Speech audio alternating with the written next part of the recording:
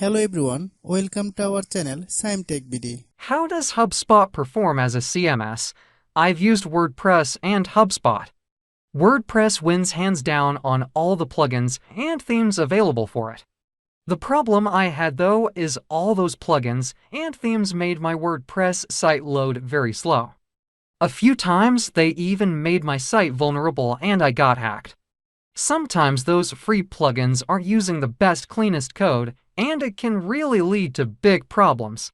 With HubSpot, I was able to easily design the layout I wanted using their editor. Then hired a freelancer to add a little CSS design to customize the look how I wanted. My pages now load faster, and I have way better tracking and analytics since it's on the HubSpot platform. Not only that, but I don't get comment spam anymore because they mostly just target WordPress sites. Plus, with HubSpot, I can add in smart CTA's banners in all the hotspots, and they dynamically change based on if the viewer is already subscribed to my blog or not, or even if they are a customer or not. I would say if your goal is looks and plugins, then WordPress wins hands down. If your goal is leads and sales, HubSpot wins hands down. It was easy to import my WordPress blog onto HubSpot.